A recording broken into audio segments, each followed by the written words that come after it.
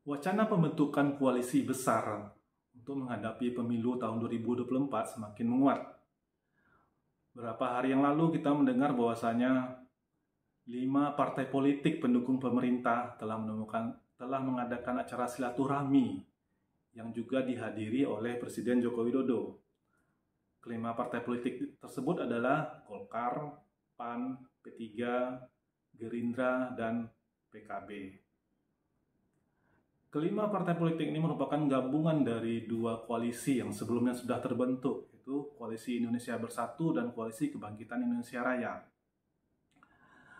Gabungan kedua koalisi ini atau 5 partai politik ini menjadi koalisi besar diduga atau ditengarai merupakan bentukan dari Presiden Joko Widodo atau Jokowi.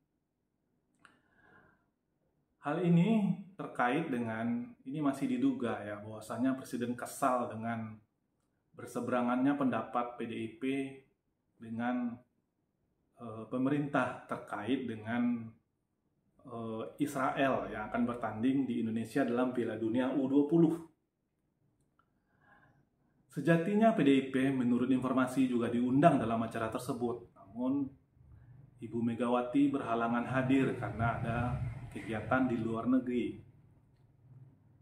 Baru-baru ini atau kemarin kita mendengarkan penjelasan dari PDI Perjuangan bahwasanya PDI Perjuangan membuka ruang atau membuka tempat untuk bisa bergabung dengan koalisi besar, atau koalisi besar bergabung dengan PDIP menjadi tuan rumah atas koalisi besar tersebut. Jika ini terjadi, maka ada 6 partai politik yang akan bergabung di dalam koalisi besar, yaitu PDIP, Golkar, PAN, P3, Gerindra, dan PKB. Gabungan ke-6 partai politik ini tentunya memiliki suara yang sangat besar di parlemen.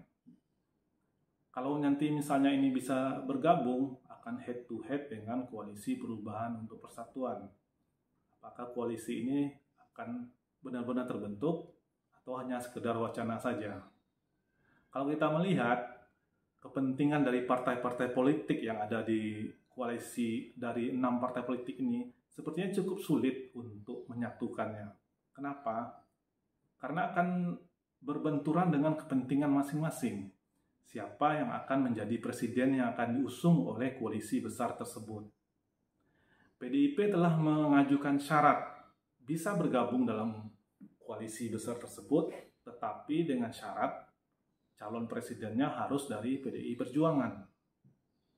Nah, siapa yang akan dipilih? Apakah Ganjar ataukah Puan Maharani? Kita belum tahu, masih menunggu keputusan dari Ibu Mega. Bagaimana dengan Prabowo? Apakah rela tidak menjadi capres dari koalisi tersebut? Atau dengan Erlangga Hartarto, Caimin? Karena nama-nama tersebut adalah orang-orang yang cukup menyatakan keinginan untuk maju sebagai calon presiden atau wakil presiden di pemilu tahun 2024. Jika ini benar-benar terjadi, benar-benar terbentuk, maka akan head to head dengan Anies Baswedan. Nah, seperti apa nanti head to head-nya kita akan lihat. Namun saya pribadi sih menginginkan koalisi besar ini tidak jadi terbentuk. Kenapa? Karena kalau koalisi besar terbentuk, hanya akan ada 2 calon yang akan berlaga di pemilu presiden tahun 2024. Sebaiknya kita memiliki beberapa alternatif calon, paling tidaknya 3 calon, jadi tidak terjadi polarisasi seperti pada pemilu tahun 2014 dan 2019. Jadi perkembangannya kita lihat saja apakah benar-benar terjadi atau tidak.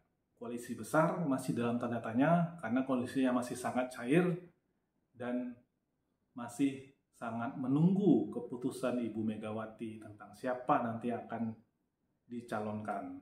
Kenapa? Karena begitu Megawati Soekarno Putri memutuskan siapa yang akan menjadi capres tahun 2024 dari Partai Demokrasi Indonesia Perjuangan, koalisi-koalisi ini akan firm terbentuk. Apakah 2 poros, 3 poros, atau berapa poros? Mari sama-sama kita saksikan.